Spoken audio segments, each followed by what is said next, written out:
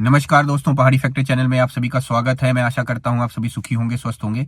आज मैं बात करने वाला हूं इलीगल माइनिंग की। जो इलीगल माइनिंग हिमाचल प्रदेश के अंदर चल रही है, चाहे फिर वो रेत की हो, चाहे बजरी की हो, चाहे पत्थर की हो, चाहे लकड़ी की हो, लेकिन जो भी इलीगल काम हिमाचल प्रदेश के अंदर चल रहा है उसके बारे में आज मैं बात करने वाला हूँ। हम सब ये देखते हैं, आप सबको पता होगा, बहुत सारे लोग कई बार इसके खिलाफ आवाज उठाते हैं। जनता ने भी बहुत कोशिश की है इसके खिलाफ आवाज उठाने की, और मैं सराहना करता हूं आप सभी लोगों की कि आप सबने मिल करके इसके खिलाफ बहुत आवाज उठाने की कोशिश की है। कई बार बहुत से ऐसे संघ हैं जिन्होंने मिल करके ये कोशिश की कि वो इस चीज को है बहुत बड़े लेवल तक लेकर के जाएं। कई कंप्लेंट्स दर्ज की गई, आरटीआईज तक हुई, और बहुत ज्यादा कोर्ट्स के अंदर भी केसेस को दायर किया गया, और डिप्टी कमिश्नर्स के पास भी काफी कंप्लेंट्स को लेकर के जाया गया। और कुछ कमिश्नर्स ने भी कोशिश की, अपनी तरफ से एक्शन ली। पुलिस ने भी बहुत एक्शन लेने की कोशिश की। मैं पुलिस की भी सराहना करना चाहता हूं इसमें, और एडमिनिस्ट्रेशन की भी थोड़ी सराहना करना चाहता हूं कि उन्होंने भी अपनी तरफ से कोशिश कुछ की है। कुछ ईमानदार लोगों ने कोशिश की है। आगे मैं बात करूंगा कि क्यों ये फैल रहा है, उसके बारे में मैं आपको थोड़ा बहुत बताऊंगा। लेकिन जो ईमानदार हैं उन सभी लोगों को हाथ जोड़ करके मैं धन्यवाद देता हूं कि उन्होंने अपनी तरफ से बहुत कोशिश की, बहुत उन्होंने अपना जी जान लगाया इस चीज को रोकने के लिए।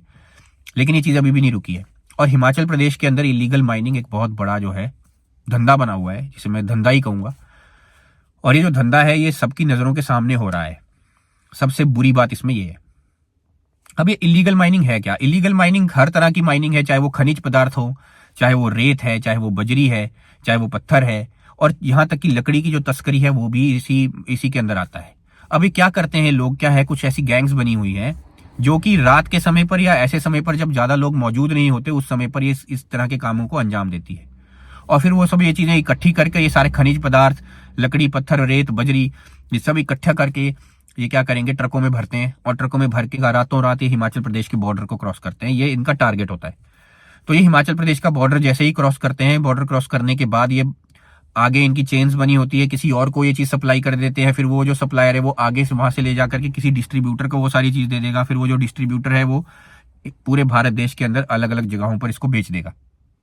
तो क्योंकि ये एक पूरा चैनल बना हुआ है, पहले एक व्यक्ति के हाथ में आया, एक से दूसरे व्यक्ति के पास गया, दूसरे से तीसरे के पास गया, तीसरे से चौथे के पास गया, तो आपके पास कोई ट्रैक भी नहीं रह जाता। आपको पता ही नहीं चलता कि वो जो तस्करी हुई थी वो तस्करी होकर के वो सामान कहाँ गया। और जब तक सामान रिकवर नहीं होगा, जब तक आप किसी ऐसे व्यक्ति को पकड़ेंगे नहीं जिसके हाथ में सामान है, आपके पास, आपको पता है कि इसके पास सामान मौजूद है और आप उसको पकड़ रहे हैं, तब तक उसके ऊपर कोई एक्शन भी नहीं होता, क्योंकि इसके लॉज भी वैसे ही हैं। तो जब हम किसी को तस्करी करते हुए पकड़ते हैं, जब पुलिस वाले एक्शन लेते हैं उसके खिलाफ, जब कोई एडमिनिस्ट्रेशन एक्शन लेती है ऐसे लोगों के खिलाफ, तो जैसे इनको पकड़ा जाएगा कि इनके हाथ में तो वो सामान मौजूद ही नहीं है, इनके पास तो वो सामान है ही नहीं, तो वो जो लॉ है वो क्या करता है, इंस्टेड ऑफ कि उन लोगों को कोई कड़ी सजा मिले, से वो सब सजा से बच जाते हैं, और हम जो लोग हैं हम सिर्फ आवाज उठाते रह जाते हैं। और इसमें कई बार एडमिनिस्ट्रेशन भी उल्लू बन जाती है, क्योंकि बहुत कई लोग मेहनत करते हैं जो ईमानदार लोग हैं। लेकिन इतना सब होने के बावजूद हम ऐसा कैसे देख रहे हैं कि इतने बड़े स्तर पे ये जो माइनिंग है का प्रॉब्लम है ये बढ़ता चला जा रहा है? और ये गैंग्स क्यों ऑपरेट कर रही हैं, कहां से ऑपरेट कर रही हैं? मेरा एक घर है, और मेरे घर से 4 घर दूर अगर कहीं चोरी हो जाती है ना, तो उसकी इन्फॉर्मेशन मुझे भी नहीं मिलेगी, मुझे भी पता नहीं चलेगा। तो पुलिस वालों तक अपने आप खबर तो नहीं पहुंचने वाली। तो पुलिस वाले कोई भगवान तो है नहीं कि उनके पास अपने आप से ये खबर चली जाएगी कि चोरी होने वाली है या चोरी हो चुकी है। लेकिन कोई भी काम अगर बड़े स्तर पर हो रहा हो, एक बड़े स्कैम के रूप में हो रहा हो, और कई सालों से हो रहा हो, तो ये सिर्फ और सिर्फ तभी हो सकता है जब प्रशासन की भी इसमें कोई ना कोई मिली भगत हो। मैं सभी को नहीं कह रहा हूं, जैसे मैंने पहले कहा, जो ईमानदार व्यक्ति हैं वो अपना काम कर रहे हैं, लेकिन बेईमान भी बहुत ज्यादा लोग हैं हमारे देश के अंदर और हमारे प्रदेश में। ये चीज हमें समझनी होगी। और ये जो बेईमानी है, ये इसका एक सबसे बड़ा कारण है। करप्शन इसका एक बहुत बड़ा कारण है। भ्रष्टाचार इसका एक बहुत बड़ा कारण है फैलने का। आप खुद सोच करके देखिए, एक बड़े स्तर पर स्कैम हो रहा है, चाहे रात है, चाहे दिन है, चाहे कोई भी टाइम है, उस समय पर ये सारी तस्करी हो रही है और उसको बॉर्डर क्रॉस करा दिया जा रहा है। तो क्या ये सब चीजें ऐसे ही हो जाती हैं? क्या किसी को कुछ मालूम नहीं पड़ता है? कुछ तो मालूम पड़ता ही होगा ना, कुछ तो समझ में आता ही होगा। और ऐसा क्यों होता है कि जब छापा पड़ता है तो छापा पड़ने के बाद इनका जो कनेक्शन है बड़े लोगों के साथ पाया जाता है? ये जो बड़े बड़े जो स्कैमर्स हैं, जो बड़े बड़े तस्करीबाज हैं, इनका फिर कनेक्शन बड़े लोगों के साथ क्यों मिलता है? और जब बड़े लोगों के साथ कनेक्शन मिलता है तो इनके ऊपर कोई एक्शन भी नहीं होता। फिर पुलिस वालों को भी फोर्स किया जाएगा कि आप जो है केस को रफा दफा कर दीजिए। कोर्ट कचहरियों में जब वो जाएगा मामला, तो कोर्ट कचहरियों में भी फिर कई बार उल्टी सीधी हरकतें हो जाती हैं। कई बार इनको छोटा मोटा फाइन लगा करके छोड़ दिया जाता है। ऐसा क्यों होता है? और ऐसा क्यों होता है कि जब भी इनको पकड़ा जाए, जब भी इनके ऊपर छापा मारा जाए, तो इनके पास से सामान बरामद नहीं होता। तो वो सामान सामान कहाँ जाता है? वो कोई गायब हो जाता है, अचानक से वो कोई छुपा दिया जाता है, क्या होता है? मुझे पता है कि डिस्ट्रीब्यूटर की चेन्स है इनकी, मुझे मालूम है कि अलग अलग जगहों पे इसको फैला दिया जाता है, सामान को छोटे छोटे टुकड़ों में बांट करके अलग अलग लोगों में दे दिया जाता है, वो मुझे पता है, मैं जानता हूं उस चीज को। लेकिन ये चीज को हमें ये कह देना कि हमें किसी भी छापे में कुछ नहीं मिला, ये भी तो गलत बात है। किसी छापे में तो कुछ मिला होगा। तो ईमानदार लोग तो ढूंढते रहते हैं, लेकिन जो बेईमान है ये क्या करते हैं? ये छापा मारेंगे, कहीं पकड़ भी लिया तो वहां पे पैसा खाया, काम खत्म, भ्रष्टाचार किया, काम खत्म। कहीं ऊपर से ऑर्डर आ गया कि भाई इसको नहीं पकड़ना है तो नहीं पकड़ना है। बस इस तरह की हरकतें हो ही चली जा रही हैं। और हम और आप जो आम जनता है, जो आम लोग हैं, हम इसमें बेवकूफ बन रहे हैं। लेकिन ये जो फैलने का एक इसका तरीका जो है ना, उसमें एक प्रॉब्लम और भी है, जो मैंने कई बार देखी, कई छापे जो पढ़े और मैंने उसकी न्यूज देखी, तो उसमें मैंने पाया कि बहुत से नौजवान जो हैं बेचारे, जो हमारे हिमाचल प्रदेश के नौजवान हैं, वो इसमें शामिल हैं। और उसकी वजह से भी कई बार पुलिस वालों को उनको छोड़ना पड़ जाता है, क्योंकि उनको पता है कि हमारे ही नौजवान इसमें पकड़े गए हैं। तो इन नौजवानों की बेचारों की पूरी जिंदगी आगे पड़ी है, तो उनको वो भी कई बार चीजें सोचनी पड़ जाती हैं। लेकिन समझने वाली बात है कि नौजवान इसमें कैसे घुस रहा है, और उसका सबसे बड़ा कारण क्या है ना, वो बेरोजगारी सबसे बड़ा कारण है, और गरीबी सबसे बड़ा कारण है, और कई कई मामलों में अनपढ़ता भी बहुत बड़ा कारण है। कुछ ऐसे लोग हैं जिनको, जो बहुत गरीब है, जिनको पैसों की जरूरत है, वो इसमें इन्वॉल्व हो जाते हैं। और कुछ ऐसे लोग जो बेचारे बेरोजगार घूम रहे हैं, ऐसे नौजवान जिनको नौकरियां नहीं मिल रही हैं, जो बड़ी बड़ी पढ़ाइयां उन्होंने करी है और इतने मजबूर हो चुके हैं कि डिप्रेशन की तरफ उनको जाना पड़ रहा है, आत्महत्या की तरफ उनको जाना पड़ रहा है। तो उनके लिए अगर उनको ऐसा विकल्प कोई देता है कि चलो तुम हमारे साथ शामिल हो जाओ, हम तुम्हें कुछ पैसे देंगे, हमारे लिए इलीगल काम करो, तो वो लोग इलीगल काम तक करने पे मजबूर हो जाते हैं। और ये वन ऑफ द रीजंस है कि हिमाचल प्रदेश में ड्रग्स क्यों फैल रहा है। ड्रग्स भी इसी वजह से फैल रहा है। तो उसी तरह से ये इलीगैलिटी भी, ये इलीगल क्राइम भी जो है वो हिमाचल प्रदेश में इसी वजह से फैल रहा है।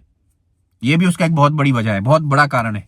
और इसको जब तक हम एड्रेस नहीं करेंगे, जब तक इसके ऊपर एक्शन नहीं लेंगे, ये कभी खत्म नहीं होगा। ये आपको समझना पड़ेगा। और हमारे आपके पड़ोस में या हमारे आपके घरों के नौजवान जो बेचारे इन सब चीजों में फंस रहे हैं, इन सब चीजों में घुस जा रहे हैं, ये जो इलीगैलिटीज हैं, इन क्राइम्स के अंदर उनका हाथ जो है वो शामिल हो रहा है, ये हमारे लिए एक बहुत बड़ी सोच का विषय होना चाहिए। हमारे लिए एक बहुत बड़ी जो है ये इंडिकेशन है कि हमारा समाज टूटने की कगार पर है। और अगर हमारा समाज टूट गया और हमारे समाज में ये जो कुरीति है, ये जो बुराई है, ये घर कर गई, तो फिर हम इसे अपने समाज से नहीं निकाल पाएंगे। ये हमारे लिए बहुत मुश्किल हो जाएगा। आप खुद सोच करके देखिए, खुद समझ के देखिए, जिस व्यक्ति को खाने के लिए रोटी नहीं मिल रही है, जिसको पहनने के लिए कपड़ा नहीं मिल रहा है, जिसको रहने के लिए कोई मकान नहीं है, जो बेरोजगारी की वजह से बेचारा घूमता फिर रहा है, जिसने बहुत पढ़ाई की है, बहुत मेहनत की है, आप खुद सोच करके देखिए, उसे रोटी तो खानी है ना यार, उसे जीना तो है, उसे जीवन अपना जैसा भी जीवन भगवान ने दिया उसको जीना तो है। उसको अपने माँ बाप के लिए, अपने भाई बहन के लिए, अपने बच्चों के लिए, अपनी बीवी के लिए कुछ कहीं से पैसा तो लेकर के आना है। उसके पास क्या विकल्प है? सरकारें उसकी मदद नहीं कर रही, रोजगार उसको नहीं मिल रहा, हर जगह पे भ्रष्टाचार है, हर जगह पे जहां देखो सिफारिश है, जहां अब देखो आउटसोर्सिंग है, अब प्राइवेटाइजेशन हो जाए, कभी कुछ हो जाता है, कभी कुछ हो जाता है। कहीं पे टेम्परेरी नौकरियां दी जा रही हैं, परमानेंट नौकरियां नहीं दी जा रही, कहीं कॉन्ट्रैक्ट की नौकरियां दिए चले जा रहे हैं। तो ये जो सब चीजें जो है ना, ये एक आम व्यक्ति के ऊपर, एक आम नौजवान के ऊपर बहुत ज्यादा प्रेशर क्रिएट कर देते हैं। और उस प्रेशर की वजह से जो ये व्यक्ति है, ये फिर गलत राह पे निकल जाते हैं, ये गलत लोगों का साथ देने लग जाते हैं, ये इनको भी पता नहीं चलता है।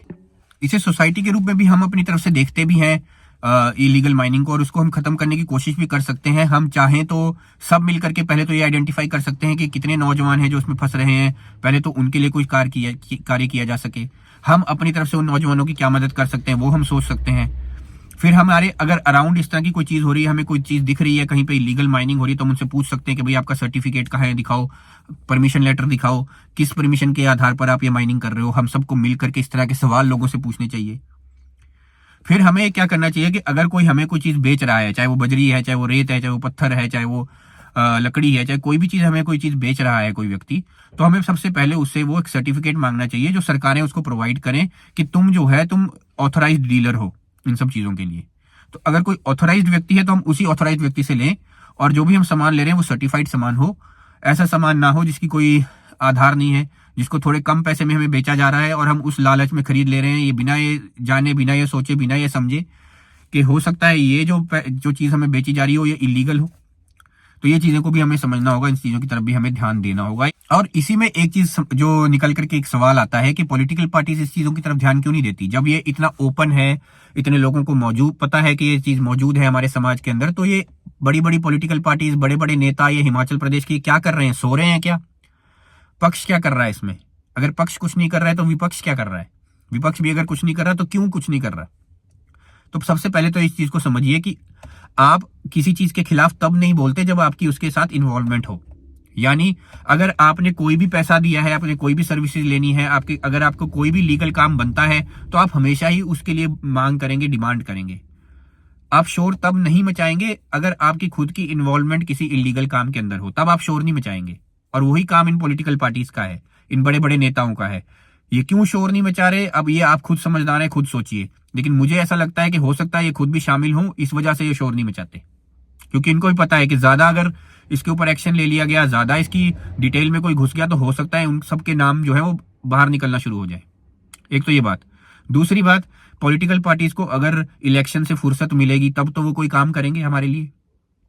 जब देखो तो भारत देश के अंदर इलेक्शन चल रहा है, कभी कोई छोटे स्तर पर, कभी कोई बड़े स्तर पर, कभी किसी राज्य में, कभी किसी राज्य में, जब देखो तो इलेक्शन चल रहे हैं।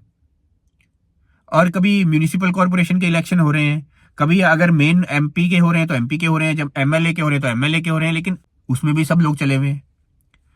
और सबसे बुरी बात इसमें यह है कि इलेक्शनों में अगर किसी और राज्य के अंदर इलेक्शन है तो हिमाचल प्रदेश के मंत्री, हिमाचल प्रदेश के मुख्यमंत्री, हिमाचल प्रदेश के एमएलए, हिमाचल प्रदेश के जो विपक्ष है वो सारा विपक्ष और सब पक्ष जो है वो उठ करके चल पड़ता है किसी और प्रदेश के अंदर, और वहां जाकर के नारेबाजियां शुरू कर देते हैं, वहां जाकर के रैलियां करनी शुरू कर देते हैं। उनका काम क्या दूसरे प्रदेश में जाकर रैलियां करने का है?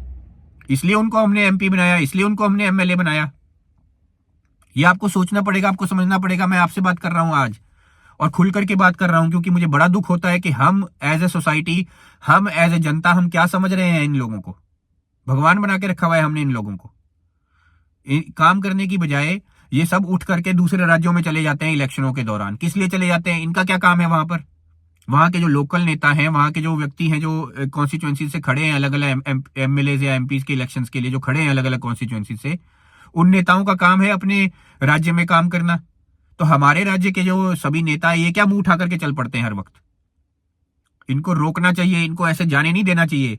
इनका काम जो है वो हिमाचल प्रदेश के मुद्दों के ऊपर सही तरीके से काम करना है, हिमाचल प्रदेश के मुद्दों के ऊपर जो है सही सॉल्यूशंस को प्रोवाइड करना है जनता को, ना कि किसी और के इलेक्शन में मुंह उठाया चल पड़े। और तो और एमसीडी के इलेक्शनों में, म्यूनिसिपल कॉर्पोरेशन के इलेक्शनों में चल पड़ते हैं। अब तो ये हाल हो चुका है। अगर प्रधान का इलेक्शन होगा तो प्रधान के इलेक्शन में ये सारे मुंह उठा के चल पड़ेंगे। अरे आपका काम नहीं है वो, जिस नेता का काम वो है उसको वो वाला काम करने दो। आप लोग अपना काम करो, जिस काम के लिए जनता ने आपको जिताया है वो काम करो। तो जब इसमें मैंने ऐसा बात क्यों बोली, मैंने बात इसलिए बोली कि जब पॉलिटिकल पार्टीज का, जब नेताओं का ध्यान जनता के समस्याओं के बजाय वोट लेने की तरफ प्रति है, कुर्सी पर बैठने के ऊपर है, पावर को हासिल करने के ऊपर है, और लोगों को बेवकूफ बनाने के ऊपर है, इधर उधर ऐश करने के ऊपर है, तो फिर आपका काम कहां से होगा भाई? बात बोल रहा हूं, इसको लॉजिकली सोच करके देखो। ये सब लोग कहां पे बिजी हैं? दूसरे इलेक्शनों में, दूसरे राज्यों में कहां पर बिजी हैं? आप सब लोगों को मूर्ख बनाने में बिजी हैं। कहां पर बिजी हैं? ये सोशल मीडिया पे अपनी वीडियो बनाने में बिजी हैं।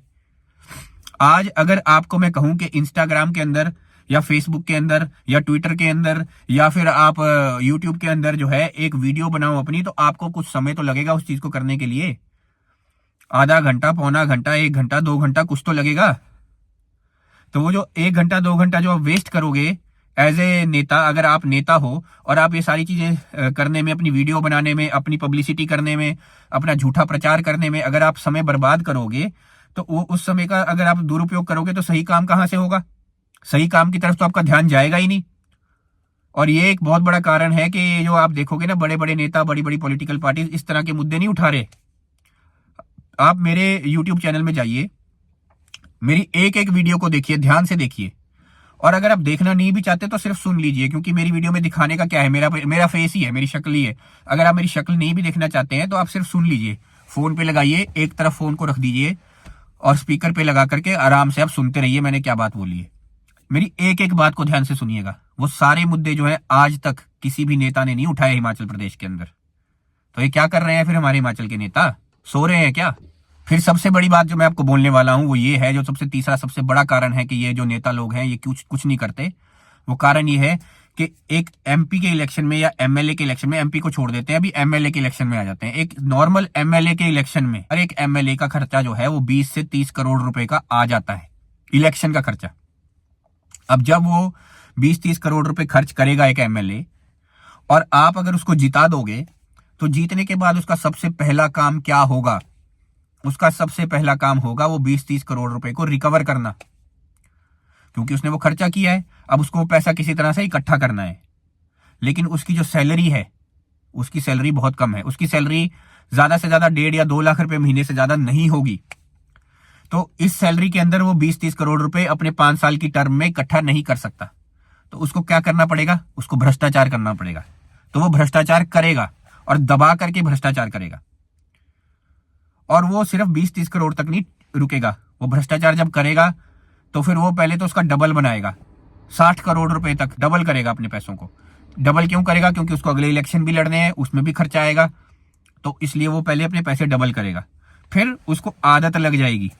एक बार पैसा कमाने की आदत लग गई गलत तरीके से, और उसको पता चल गया मेरे ऊपर कोई एक्शन भी नहीं होता है, और ये भी पता चल गया कि चलो एक्शन को तो मैं खुद ही मैनेज करूंगा, पुलिस का एक्शन मेरे ऊपर नहीं होगा, कोर्ट का एक्शन मेरे ऊपर नहीं होगा, क्योंकि वो तो मैं खुद ही मैनेज कर लूंगा, सरकार में बैठूंगा तो सरकार से दबवा लूंगा सब लोगों को।